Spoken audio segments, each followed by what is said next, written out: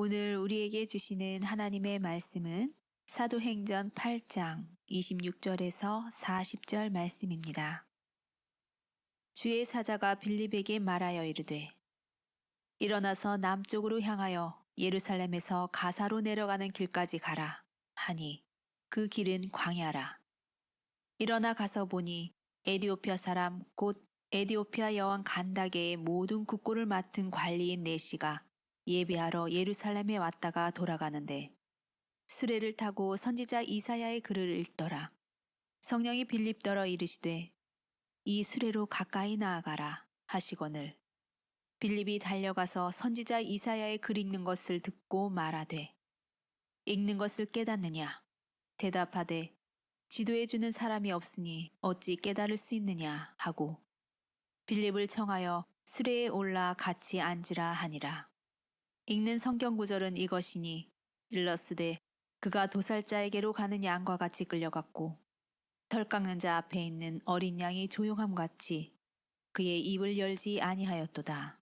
그가 굴욕을 당했을 때 공정한 재판도 받지 못하였으니 누가 그의 세대를 말하리요.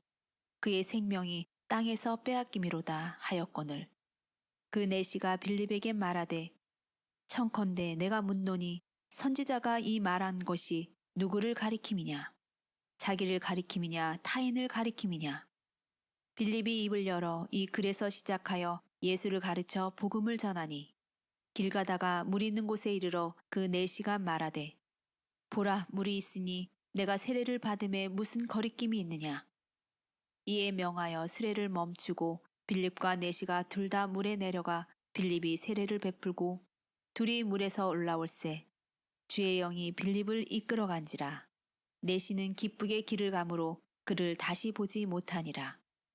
빌립은 아소도에 나타나 여러 성을 지나다니며 복음을 전하고 가이사랴에 이르니라. 아멘. 여러분, 한 남편이 아내에게 이번 주말에는 당신과 함께 가족과 함께 시간을 보내겠소 이렇게 약속을 했습니다. 아내는 그 약속을 믿고 기다렸습니다. 주말 계획도 다 세워두었습니다. 이번 주말에는 남편과 함께 이것도 하고 저것도 하리라. 하지만 막상 주말이 되자 남편은 회사에 급한 일이 생겼다며 약속을 지키지 못했습니다.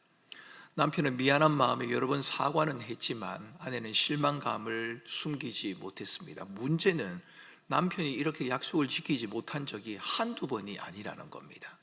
여러 차례 그랬다는 겁니다. 여러분, 혹시 이야기를 들으시면서 혹시 목사님이 내 이야기를 하는가 아닌가 이렇게 생각하는 남편이 계실 수도 있을 것 같습니다만, 약속을 잘 지키지 못하는 것은 남편만의 문제는 아닐 겁니다. 아내도 아이들도 정치인도 때로는 신자와 목회자도 약속을 지키지 못할 때가 있습니다. 바쁜 일상에서 예기치 못한 일이 생기기도 하고 의도치 않게 약속을 지키지 못하는 경우도 있습니다. 그래서 결국 상대방을 실망케 하지요. 삶에서 종종 경험되는 이 약속의 어긋남, 여러분, 이것은 우리가 얼마나 불완전한 존재인지를 보여주는 증거이기도 한 것 같습니다. 그렇다고 모든 약속이 어긋난다, 우리는 그렇게 말하지 말아야 합니다. 왜냐하면 오늘 본문은 어긋나는 우리들의 약속과는 다른 모습을 지니고 있는 약속, 또 다른 약속을 우리에게 보여주고 있기 때문입니다. 본문의 이야기를 보면 빌립 집사는 하나님께서 명하신 대로 광야로 나아가야 했습니다. 그러나 아무런 설명도 보장도 없는 상황에서 그 길로 가야 했습니다. 그런데 왜 하필 광야였을까요? 물론 지나가는 길이 에디오피아 내시를 만나기 위해 지나가는 그 길이 광야였기 때문에 가야 합니다. 그런데 그 순간 하나님께서 빌립에게 가라고 하는 그때는 빌립이 그곳에서 무슨 일이 벌어질런지를 잘 몰랐습니다. 왜 하필 광야였을까요? 성경은 광야를 주로 결핍과 부족의 공간으로 우리에게 소개하고 있습니다. 광야, 결핍되어 있는 곳이다, 부족한 곳이다, 불확실한 곳이다. 하나님께서 모든 것이 부족하고 결핍되어 있는 광야로 가라고 했을 때 빌립은 잠시 당혹감을 느꼈을는지도 모르겠습니다. 왜 하필 그곳일까? 라는 생각 말입니다. 빌립을 당혹하게 한 또 다른 이유는 하나님께서 빌립에게 왜 광야로 가야 하는지 그 이유를 설명해 주시지 않는다는 데 있습니다. 이런 일을 하기 위해서 광야로 가야 한다라고 하면 좀 이해가 될 것 같습니다. 그런데 광야로 가랍니다. 하나님은 빌립에게 그냥 광야로 가라고 하십니다. 이것은 하나님의 인도하심을 구체적이고 분명한 것으로 확인하고 싶어 하는 우리들과는 좀 차이가 있어 보입니다. 여러분, 제가 목사이지만 가끔 제가 꿈꾸는 교회 와서는 아직 그런 경험을 한 적이 없습니다. 그런데 어느 교우가 와서 제게 이런 부탁을 할 때가 있습니다. 목사님, 제가 사업장을 차리려고 하는데 사업장이 두 곳이 났습니다. 한 곳은 운양동에 났고 한 곳은 장기동에 났는데 어디로 가야 하는지 한번 기도해 주십시오. 이러면 참 난감합니다. 운양동으로 가십시오 해 가서 장사가 잘 되면 괜찮은데 이게 보장이 없지 않습니까? 성도들이 하나님의 인도를 그렇게 받으려고 하는 경우가 있습니다. 이제 수시 기간이 진행 중이고 아이들이 원서를 내는 기간입니다. 부모님들 가운데 그런 경우도 있습니다. 제게 와서 목사님, 아이가 수시 원서를 내야 되는데 몇 곳을 낼 수가 있습니다. 어디를 내야 합니까? 제가 그걸 어떻게 알겠습니까? 모른다고 하면 제가 실력이 없는 목사인 것 같고 안다고 하면 제가 좀 교만한 목사가 되는 것 같단 말입니다. 우리는 하나님의 인도를 그런 식으로 받으려고 할 때가 있습니다. 물론 우리의 모든 걸음이 하나님의 손안에 있습니다. 하나님의 주권과 다스림을 벗어나는 것은 아무것도 없다, 그 말은 맞습니다. 그러나 하나님의 인도하심을 그렇게 기계적이나 공식적으로 받아들이는 것, 여러분, 그것은 바람직하지 않습니다. 여러분이 하나님께 구체적인 인도하심을 구하면서 기다리기만 한다면 아이들 가운데 그런 경우가 있단 말입니다. 시험을 잘 치게 해달라고 기도하며 하나님의 인도를 기다립니다. 그런데 문제는 그 아이가 공부를 하지 않는다는 겁니다. 여러분, 이런 것처럼 하나님의 구체적인 인도함을 기다리면서도 손을 놓은 채 가만히 있기만 한다면 그것은 아마도 여러분의 원함이 하나님의 인도하심이기를 바라는 여러분들의 욕심의 표현일 가능성이 높습니다. 정말 하나님의 인도하심을 구하기보다는 내가 원하는 게 있는데 이 원하는 것에 대해서 하나님께서 그것은 하나님의 인도하심이다라는 결제 사인을 내려주시기를 원하는 그 마음일 가능성이 크다는 겁니다. 하나님이 인도하심에는 하나님에 대한 신뢰, 하나님의 주권과 다스림에 만족하며 여전히 믿음의 길을 가는 것, 말씀에 순종하며 살아가려고 하는 고백과 삶의 수고가 담겨야 합니다. 하나님이 인도하시는 하나님에 대한 전적인 신뢰와 순종의 과정이다. 여러분, 이 말은 맞는 말입니다. 하나님께서 광야로 가라고 하는 이유가 무엇인지 명확하게 알 수 없는 그 상황에서 광야를 향하는 빌립의 모습, 여러분, 우리는 그 모습을 하나님에 대한 전적인 신뢰와 의존, 하나님의 말씀에 대한 순종, 이렇게 읽어야 합니다. 그렇게 걸어가던 중 빌립은 에디오피아 내시를 만났습니다. 이 내시는 예루살렘에서 예배를 마치고 돌아가는 중이었고 마차 안에서 성경 이사야서를 읽고 있었습니다. 그런데 그 읽고 있는 내용이 무엇을 의미하는지 도대체 이해하지를 못합니다. 이때 성령께서 빌립을 사용하셔서 그에게 다가가게 하셨고 빌립은 그 내시에게 복음을 전하였습니다. 그 성경의 주인공이 바로 예수 그리스도다라고 하는 것을 가르쳐 주었습니다. 결국 내시는 예수 그리스도를 영접하고 그 자리에서 세례를 받습니다. 빌립은 하나님이 이끄는 대로 순종하며 나갔을 뿐입니다. 광야로 가라 하니까 갔을 뿐입니다. 그런데 하나님은 그 과정에서 일어날 일들을 이미 준비하고 계셨습니다. 하나님께서 빌립을 광야로 가게 하신 이유는 바로 이 한 사람을 만나기 위함이었습니다.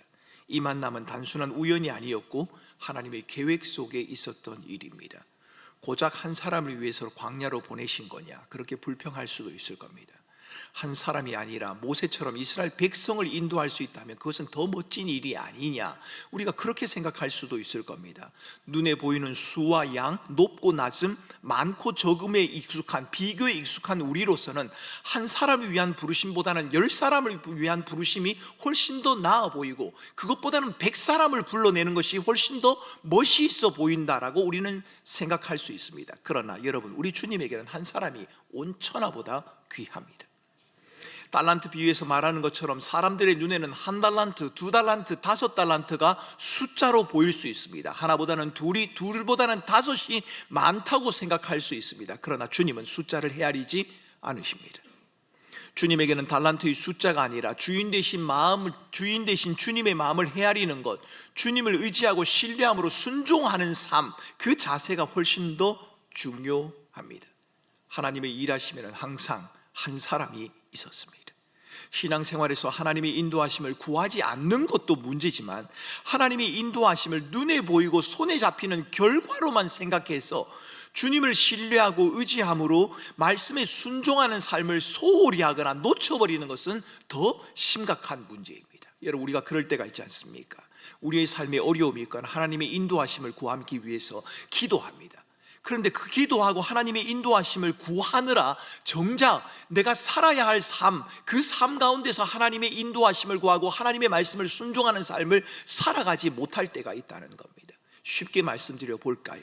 우리에게 놓여있는 어떤 문제를 해결하기 위해서 기도하고 그 인도하심을 구하느라 여러분의 가족을 돌아보지 못할 때가 있지 않습니까? 여러분이 마땅히 감당해야 하는 직장의 일을 아무것도 아닌 것처럼 여길 때가 있지 않느냐 말입니다. 그 일들은 내가 문제를 다 해결한 후에야 손에 잡힌다고, 지금은 손에 잡히지 않아서 도저히 그 일을 할 수 없다고, 마땅히 그 일을 해야 함에도 불구하고 그 일을 가벼이 여길 때가 있지 않느냐 말입니다.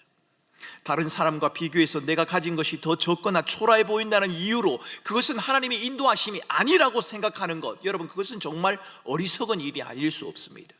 하나님의 주권을, 하나님이 내 삶을 지키실 것을 인정하고 고백하며 하나님의 강함과 신실하심을 붙들고 한 걸음씩 나아가는 것, 여러분, 그것이 하나님의 인도하심을 구하는 백성의 모습입니다. 빌립이 에디오피아 내시를 만나는 장면은 사도행전에서 특별한 의미를 지니고 있습니다. 사도행전 7장에서 스데반이 죽임을 당합니다. 순교했습니다. 스데반의 순교는 대대적인 교회의 박해의 시작을 알리는 신호탄이었습니다. 교회가 박해를 당하기 시작했습니다. 12사도를 제외한 모든 제자들은 흩어졌다라고 성경은 기록합니다. 흩어진 이들이 두루 다니며 복음을 전합니다. 교회를 향한 박해는 예루살렘과 유대의 경계를 넘어 사마리아까지 진출하는 계기가 되었습니다. 온 유대와 사마리아와 땅끝까지 이르러 내 증인이 될 것이라고 하는 이 주님의 약속, 이 약속이 박해와 고난을 통해 성취되고 있다는 겁니다. 형통과 수월함이 복음의 확장과 주님의 약속을 이룬 것이 아니라, 교회가 형통하고 성도들의 삶이 수월해서 복음이 전해진 것이 아니라 고난과 박해 때문에 주님의 약속이 이루어지고 있다는 겁니다. 주님의 복음이 확장되어지는 그 중심에는 고난과 박해가 있었다는 점, 여러분, 이 점을 주목하셔야 합니다. 저는 성도들이 고난과 박해, 어려움을 경험했을 때 자신을 돌아보고 무엇을 잘못했는지 생각하며 잘못된 점은 회개하는 것, 잘못이 아니라고 생각합니다. 마땅히 우리는 그러해야 합니다. 그러나 우리가 당하는 모든 고난과 박해, 어려움이 우리의 잘못 때문이다, 여러분, 그렇게 생각하지는 마시기 바랍니다. 우리는 고난과 어려움, 박해의 원인을 알 수 없는 경우가 있습니다. 왜 내가 이런 일을 당해야 하지? 우리가 모르는 경우가 있다는 말입니다. 왜 이렇게 어렵고 힘이 든지 하나님께 물어보아야 합니다. 그것은 맞지만 그 물음은 이유와 원인을 알고 싶은 그 질문이 아니라, 하나님, 그 이유를 알려주세요, 왜 내가 이런 상황과 환경에 놓여야 하는지 그 원인을 내게 설명해 주세요 라는 그 질문이 아니라, 고난과 박해, 어려움 중에도 하나님이 여전히 내 걸음을 인도하시고 함께 하신다는 사실을 내가 확인하고 싶습니다. 여러분, 그래서 하나님에게 묻는 질문이어야 합니다. 우리 삶에 불필요하다고 생각하는 고난과 박해, 삶의 어려움, 제자들은 그것을 통해서 하나님을 더 깊이 의지하고 신뢰하게 되었습니다. 하나님의 음성에 귀를 기울이게 되었고, 하나님은 그들을 통해 복음이 예루살렘과 유대와 사마리아까지 진출하게 하셨던 겁니다. 저는 이 시간 함께 예배하는 지체들 중에도 말할 수 없는 고난과 멈추지 않는 어려움 속에 허덕이는 분들이 있다는 것을 알고 있습니다. 그분들에게 여러분들이 당하는 고난과 어려움이 의미 없는 것이 아닙니다 라고 이렇게 말하는 것이 때로는 잔인하게 들릴 수도 있을 것 같고 공허하게 들릴 수도 있을 것 같다 싶습니다. 하지만 여러분에게 이렇게 말씀드립니다. 여러분이 당하는 고난과 어려움이 여러분 자신 때문이라고 여러분 자신을 너무 정죄하지 마시기 바랍니다. 나 때문에 이런 일이 일어난 건가? 나 때문에 우리 아이가 그런 건가? 여러분, 그럴 수도 있지만 그렇지 않을 수도 있습니다. 그러게 여러분들을 충분히 살피기는 하시되, 여러분이 당하는 고난과 어려움, 그 원인이 나 때문이다 라고 여러분을 너무 정죄하거나 비난하지 마시기 바랍니다. 그리고 우리에게 중요한 것은 우리를 둘러싼 환경을 변화시켜 주실 주님, 그 주님을 신뢰하는 믿음보다 어떤 환경에서도 나와 동행하시는 주님, 그 주님을 신뢰하며 부활을 통해 보여주신 영원한 소망 가운데 살아가는 것, 여러분, 그것이 우리에게 중요하다는 겁니다. 왜요? 주님이 우리에게 그것을 약속하셨기 때문입니다. 우리 주님께서 우리에게 주신 최고의 약속, 그것은 임마누엘이었습니다. 내가 너희와 함께 하겠다. 세상 끝날까지 너희와 함께 하리라. 주님이 그렇게 말씀하지 않으셨습니까? 우리 주님은 고난과 박해 중인 제자들과 함께 하셨고, 제자들로 말미암아 복음이 사마리아까지 왕성하게 전해지게 하셨습니다. 온 유대와 사마리아와 땅끝까지 이르러 내 증인이 될 것이라는 주님의 약속이 성취되는 장면, 여러분 그 장면이 지금 사도행전에 펼쳐지고 있는 겁니다. 고난과 박해를 통해 온 유대와 사마리아와 땅끝까지 전해지는 장면이 오늘 본문 가운데 펼쳐지고 있습니다. 요한복음 9장에서 예수님에게 적대적인 도시, 그곳이 바로 사마리아였습니다. 예수를 받아들이지 않았기 때문에 제자들은 하늘에 불을 내려서 이 도시를 살라버리십시오, 그렇게까지 말했던 도시, 그곳이 바로 사마리아였습니다. 사마리아를 바라보며 예수님은 이제 영적으로 추수할 때가 되었다라고 말씀을 하셨고, 그 추수가 이제 시작되고 있는 것입니다. 그리고 그 중심에는 빌립이 있었습니다.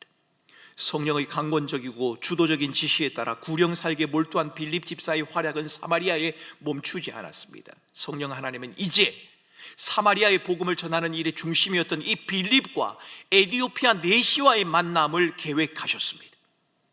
하나님은 빌립과 에디오피아 네시와의 만남을 통해 사마리아의 경계를 넘어서서 이제는 아프리카까지 복음의 영향력을 확장하고 계신 겁니다.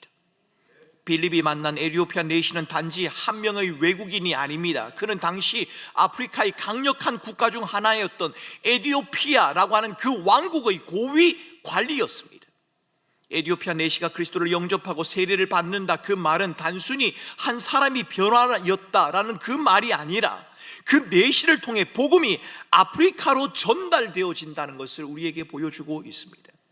이것은 개인의 구원뿐만 아니라 아프리카 대륙으로 복음이 전파되는 출발점이 되고 있음을 우리에게 보여주고 있는 겁니다. 이 사건을 통해 우리는 하나님께서 사마리아의 경계를 넘어서서 이제는 땅 끝까지 복음을 전하게 하신다는 약속을 성취하는 모습을 엿볼 수 있습니다. 부활하신 예수님은 제자들에게 예루살렘을 넘어 사마리아와 땅 끝까지 예수님의 증인이 될 것이라 말씀하셨고, 오늘 본문에서 그 약속은 빌립과 에디오피아 네시와의 만남을 통해 성취되고 있는 겁니다. 사마리아에서의 전도 활동을 마친 빌립은 이제 유대와 사마리아의 경계를 넘어서 에디오피아, 즉 아프리카로 복음이 흘러가도록 쓰임받게 되었습니다. 또 한 사람입니다.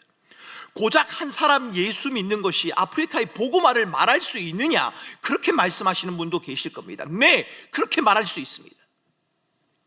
우리 주님이 일하시는 시작은 언제나 한 사람이었습니다. 한 사람의 출발로 하나님 나라에 대한 약속을 이루어 가셨습니다. 에디오피아 네시와의 만남은 하나님의 약속이 어떻게 이루어지는지를, 아니 하나님께서 그 약속을 어떻게 이루어 가시는지를 우리에게 보여주는 생생한 예가 됩니다. 빌립은 자신이 왜 광야로 가는지를 알지 못했습니다. 하지만 순종하며 그 길을 나섰고 광야에서 에디오피아 네시를 만나게 되었습니다. 저는 이 과정을 약속을 이루시는 하나님의 신실함이라고 표현하고 싶습니다. 주님의 말씀에 순종하고 주를 의지하고 신뢰하며 열심히 복음을 전한 빌립과 그 고난과 핍박 중에 흩어져서까지도 복음을 전하는 제자들, 여러분 우리는 그들도 신실하다고 말해야 합니다. 그들은 정말 신실한 사람들입니다. 고난과 박해 중에도 복음을 전했으니까요. 빌립은 말없이 주님의 말씀을 순종하고 에디오피아 네시를 만났으니까요. 그들은 신실합니다. 그러나 제가 말씀드리고 싶은 것은 우리는 우리들의 신실함을 믿을 수 없다는 겁니다. 타락한 본성과 자기중심적인 죄성이 여전히 머물러 있는 우리들은 신실한 삶의 태도를 자기의 의로 둔갑시킬 수도 있고, 복음 전파의 결과를 마치 자기가 한 공로처럼 내세울 수도 있는 자들입니다. 우리는 우리의 신실함을 믿을 수 없습니다.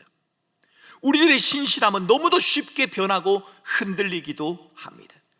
제자들의 신실함은 성령의 충만함과 약속을 이루시고야 마는 우리 주님의 신실함에서 비롯되었다는 사실, 여러분 잊지 마셔야 합니다. 하나님의 신실하심이 우리의 믿음을 넘어서서 우리가 알지 못하는 순간에도 우리를 인도하고 계신 겁니다. 우리가 빌립과 제자들을 보면서 참 신실하다, 여러분 아니요, 성경에 나오는 인물을 보면서 정말 훌륭하다, 그렇게 말할 수 있습니다.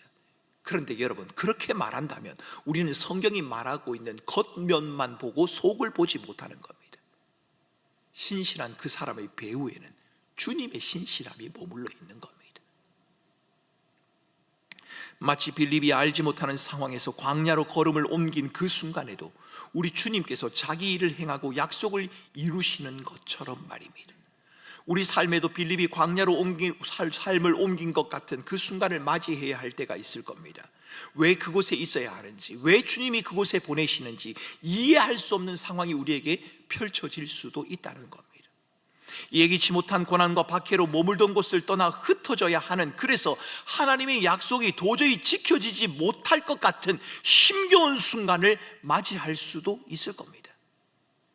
하나님의 약속이 멀어 보이기도 하고 아무리 노력해도 상황이 나아지지 않는 순간들 앞에서 왜 하나님 이 길로 가야 합니까? 왜 내게 이런 일이 일어나는 겁니까? 라고 묻고 싶을 때도 있을 겁니다. 주님이 우리에게 주시는 약속이 무엇일지, 그 약속이 우리에게 무슨 의미가 있는지 의심스러울 때도 있지 않을까 싶습니다. 유대와 사마리아와 땅끝까지 이르러 증인이 될 것으로 약속하신 주님은 우리와 함께 하시겠다고, 요한복음 14장 12절에서는 예수님이 하신 그 일보다 더 큰 일도 너희들이 할 것이다, 주님은 그렇게 약속을 하셨습니다. 여러분, 우리가 주님보다 더 큰 일을 한다고요? 여러분, 이것이 믿어지십니까? 믿기 어려운 약속입니다. 여러분, 혹시 주님이 행하신 일보다 더 큰 일을 행해 보신 적이 있으십니까? 저는 없습니다.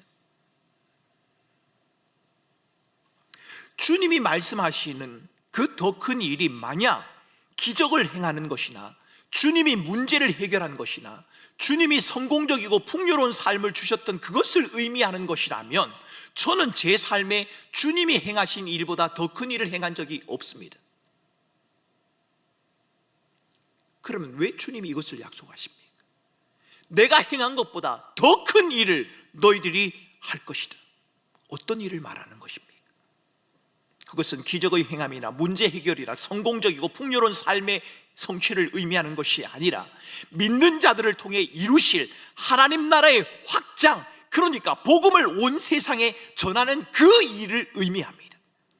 주목할 만한 것도 없고 연약하고 초라해 보이는 그 삶이라고 할지라도 그런 우리를 통해서 하나님 나라를 이루어 가시는 그 일, 그것이 바로 주님께서 약속하시는 더 큰 일이라는 말입니다.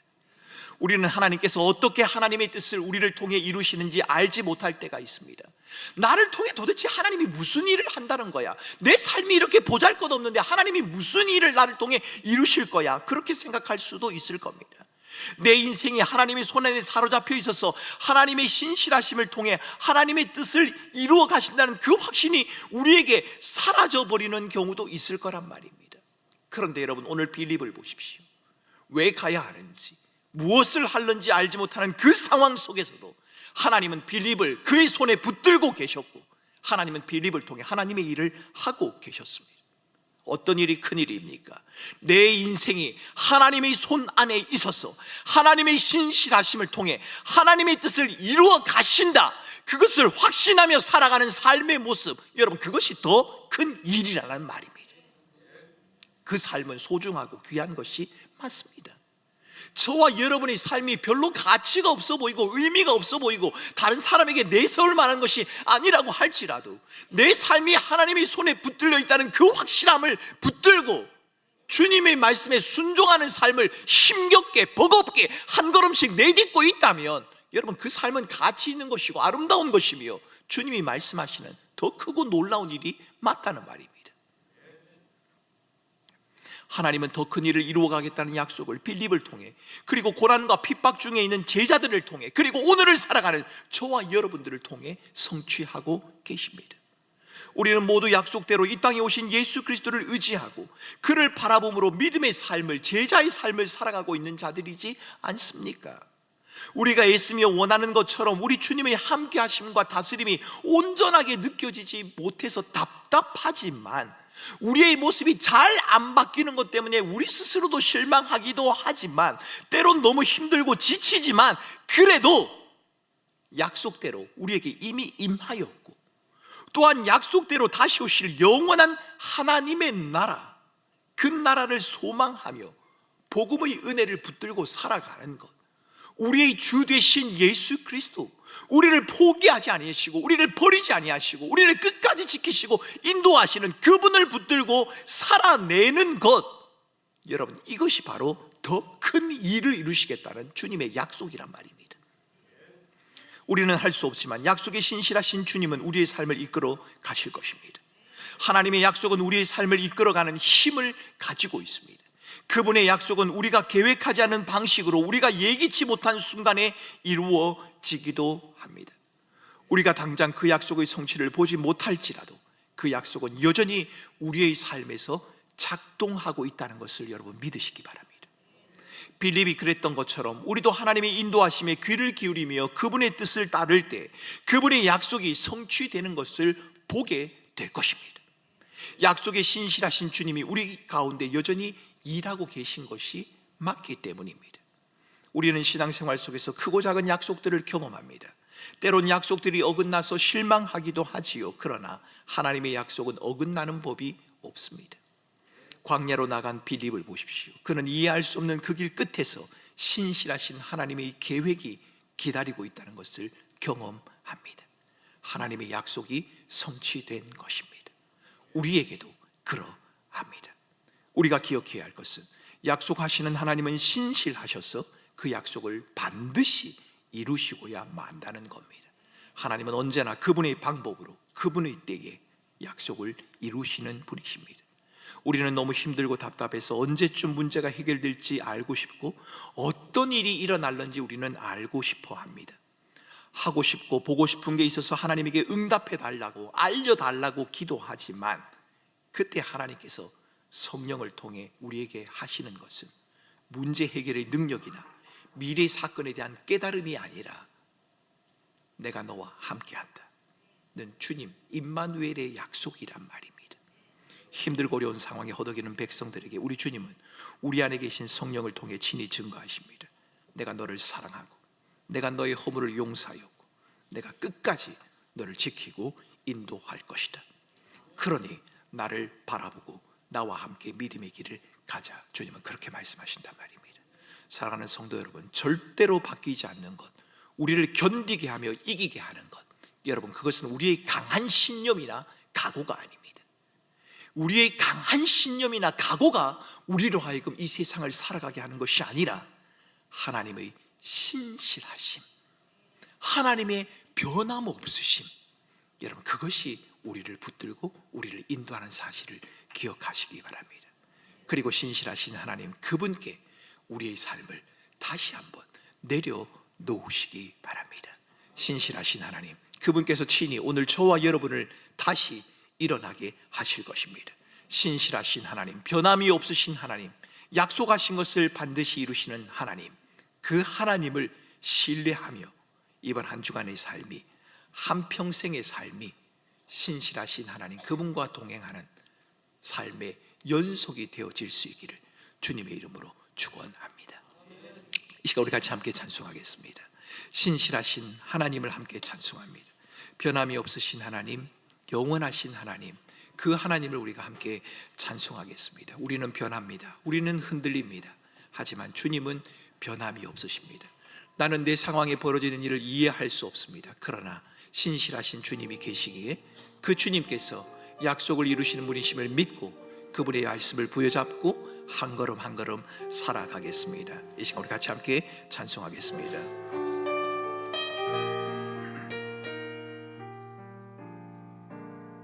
오 신실하신 주, 오 신실하신 주, 내 아버지여, 늘 함께 계시니 두려움 없네. 그 사랑 꽉잡고 날 지키시며 어제나 오늘이 한결같. 오 신실하신 주, 오 신실하신 주, 오 신실하신 주,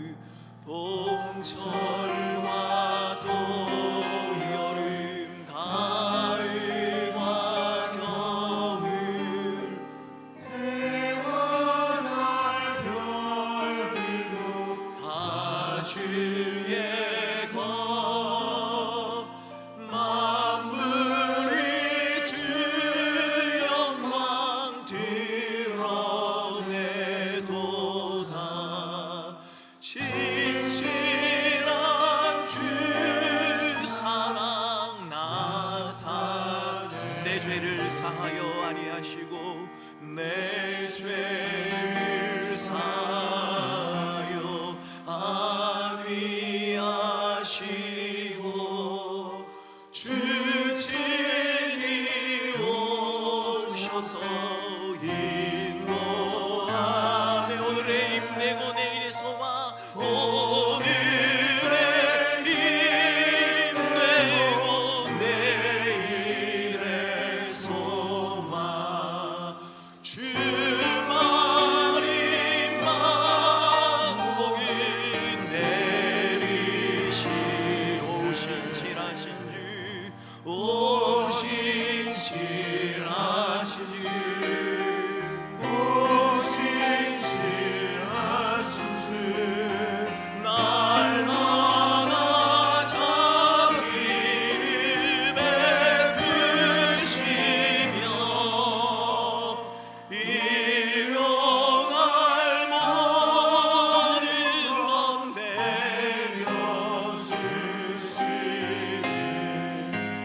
오 신실하신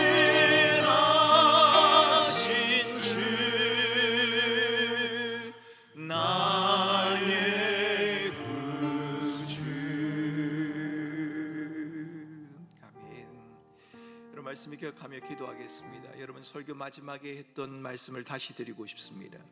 절대로 바뀌지 않는 것, 우리를 견디게 하며 이기게 하는 것은 우리의 신념이나 각오가 헌신이나 수고가 아니라 하나님의 신실하심이라는 사실 여러분 잊지 마시기 바랍니다. 빌립이 에티오피아 내시에게 복음을 전한 건 빌립이 잘났기 때문이 아닙니다. 빌립이 똑똑하기 때문도 아닙니다. 그것을 계획하신 분은 주님이십니다. 빌립이 한 일은 하나님의 신실하심을 바라보고 그 신실하심에 이끌려 순종하는 삶을 살았을 뿐입니다. 여러분 우리에게도 그런 삶이 필요합니다. 우리에게 각오도 필요하고 결심도 필요하고 애씀도 필요합니다. 그런데 그것이 여러분의 삶을 한 주간을 견디게 해줄 것이다. 곧 실망하고 넘어질 겁니다. 하지만 내가 실망하고 넘어져도 변함없으신 주님, 신실하신 주님, 그분이 나와 함께 하신다. 그분이 나를 붙드신다. 여러분 이 믿음을 여러분 잊지 마시기 바랍니다. 여러분 찬송이 했지 않습니까? 만물이 주 영광을 드러내도다. 신실한 주 사랑을 나타내도다. 해와 달과 별들도 다 주의 것이다. 여러분 저는 우리 성도들이 좀 그랬으면 좋겠습니다. 정말 답답하고 힘들고 어려운 일이 있으면 여러분 교회에 나오셔서 교회 마당을 한 걸어 다니시면서 하늘을 한번 쳐다보고 달을 한번 보고 별을 한번 바라보고 하나님의 사랑을 고백하고 하나님 나를 도와주십시오. 하나님이 함께 하신 것을 내가 확인하고 싶습니다. 그렇게 할 수 있으면 좋겠고 성도들과의 만남을 통해서도 서로를 통해 하나님의 영광을 바라보며 서로에게 힘과 위로가 되어서 오늘을 살아갈 새로운 힘들을 얻을 수 있으면 좋겠습니다. 이 시간 우리 같이 함께 기도하겠습니다. 하나님의 신실하심을 붙들고 하나님 이번 한 주간을 내가 살겠습니다. 이해할 수 없는 일이 내게 펼쳐질 때 당황하지 않게 하시고 눈을 들어 여전히 그 자리에 머무시고 계신 주님을 바라보며 믿음의 삶, 순종의 삶을 살아가는 것을 멈추지 않도록 주님 인도하여 주시옵소서. 특별히 여러분 기도할 것은 주님을 바라볼 힘조차 잃어버린 힘겨운 삶을 살아가는 성도들이 우리 교회에 있습니다. 정말 오늘을 내가 어떻게 살아가야 하나 고민스러운 자들이 있단 말입니다. 하나님 그들을 도와주옵소서. 그들에게 힘을 더하여 주옵소서.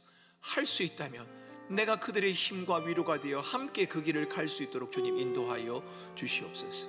이 시간 합심해서 함께 기도하겠습니다. 함께 기도합니다. 존귀하신 하나님 아버지, 하나님의 사랑과 은혜를 감사를 드립니다. 주께서 하나님의 거룩한 자녀로 우리를 불러주시고 신실하신 주님과 동행하는 삶을 살아가게 하심을 주님 감사합니다. 하나님 우리의 삶을 유지하는 것이 우리가 매일같이 믿음의 삶을 살아갈 수 있는 것이 우리의 각오와 결단과 결심이 아니라 신실하신 하나님 때문임을 주님 고백합니다. 신실하신 주님이 여전히 나와 함께 하십니다. 나의 결심은 쉬 무너지고 깨어지며 내 마음에 각오한 것들은 아무것도 아닌 것처럼 사라져버릴 때가 있지만 내가 흔들리고 넘어질 때도 나를 놓지 않으시는 신실하신 하나님이 계셨기에 내가 지금까지도 올 수 있었고 앞으로도 갈 수 있음을 주님 고백합니다. 하나님, 우리 사랑하는 성도들, 이 한 주간 나를 놓지 아니하시고 나를 붙드시고 나를 지키시고 나를 인도하시며 끝까지 영생의 길을 가게 하시는 신실하신 주님을 바라보며 믿음으로 가게 하여 주옵소서. 이해할 수 없는 상황이 내게 펼쳐지는 그런 가운데서도 그 속에 약속을 이루시며 일하시는 하나님께서 우리의 삶을 인도하시고 간섭하고 계신다는 사실을 믿음으로 고백하며 하나님 여전히 신실하신 주님의 부르심에 반응하며 살아가는 우리 사랑하는 모든 성도들 되게 하여 주옵소서. 특별히 기도합니다. 힘겨운 삶을 살아가는 어려움 가운데 있는 우리 사랑하는 성도들, 숨을 쉬는 곳조차도 버거운 우리 꿈꾸는 교회 성도들, 하나님 그 성도들 가정을 찾아가 주셔서 주님 그들에게 힘과 위로를 주시고 사랑하는 성도들을 할 수 있다면 그들과 함께 믿음의 길을 걸어가는 일에 동참하는 우리 사랑하는 모든 성도들 되게 하여 주시옵소서. 감사하며 예수님 이름으로 기도합니다. 아멘. 존귀하신 하나님, 우리에게 신실하신 하나님이 계심을 주의 말씀을 통해 확인케 하심을 주님 감사합니다. 우리는 우리의 열심이, 우리의 수고와 우리의 애씀이, 우리의 각오가, 우리의 마음의 다짐이 우리의 삶을 보다 나은 것으로 만들어 갈 수 있다고 생각해 왔습니다.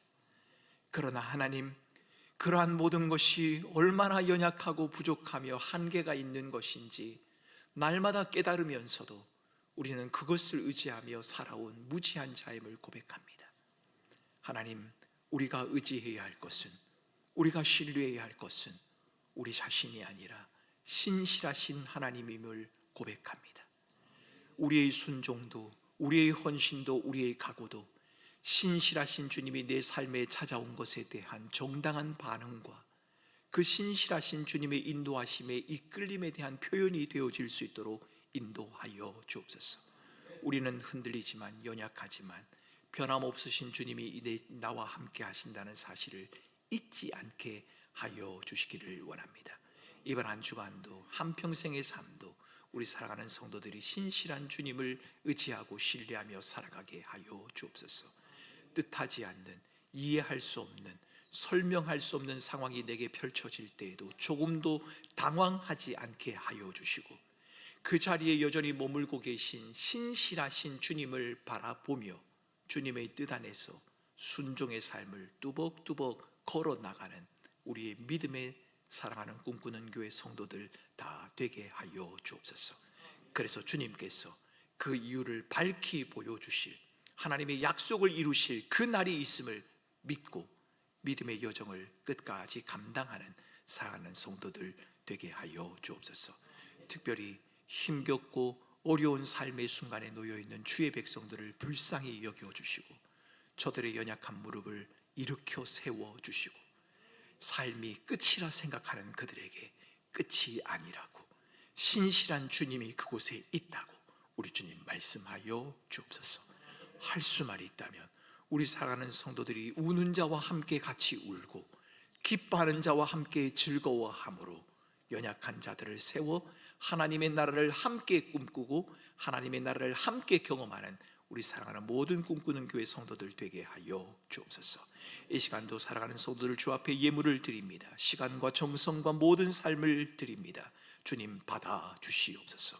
주님의 나라와 영광을 위하여, 주님의 신실하심이 드러나는 그 일을 위하여 사랑하는 성도들이 드린 예물이 아름답게 쓰여지게 하여 주옵소서.